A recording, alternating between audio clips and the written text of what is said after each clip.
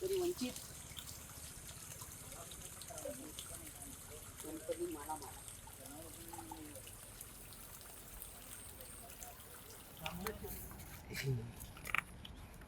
हे काय आहे? हे मेलेल्या कोंबड्या तुमच्या हां मी याचं काय मिळालं की नाही? काय नाही हे काय हे दूषित पाणी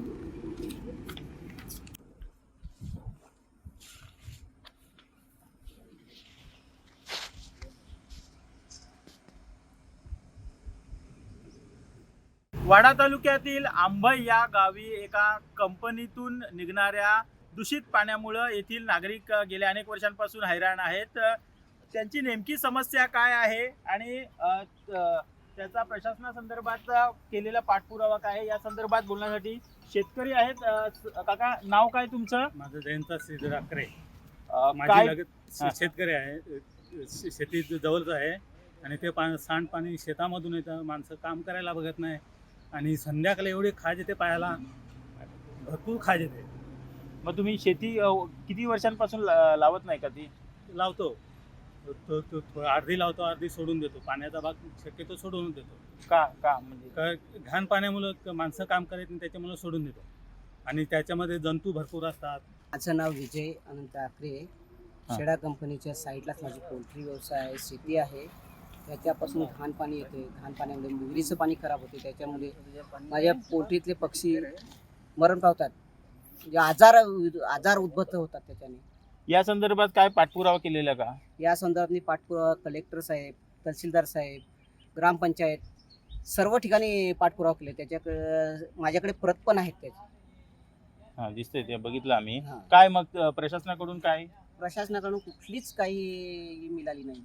कारवाई काय? कारवाई काहीच मिळाली नाही.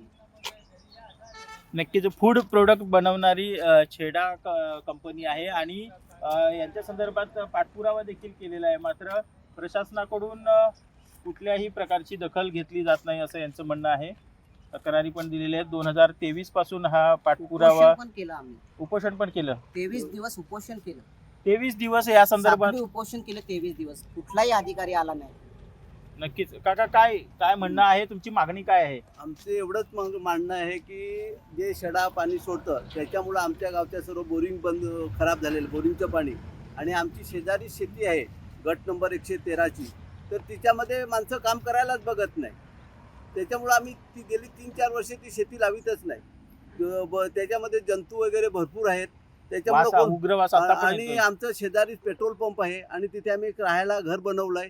तिथे आम्ही त्या घरामध्ये आता रात्री राहूच शकत नाही, कारण रात्री ते बाथरूमचं एकदम बेकार पाणी सोडतात.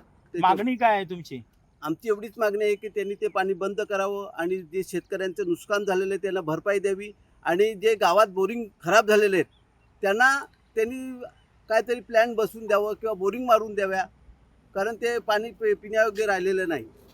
नक्कीच या कंपनीमधून निर्माण होणारं जे दूषित पाणी आहे ते या नाल्यावाटे बाहेर सोडलं जातं आणि आता देखील प्रचंड दुर्गंधी आहे. आणि ही आपण बघू शकतोय कशा पद्धतीने हे पाणी, दुर्गंधीयुक्त पाणी येत असल्यामुळं शेतकऱ्यांनी जमीन लावायचं सोडून दिलेलं आहे.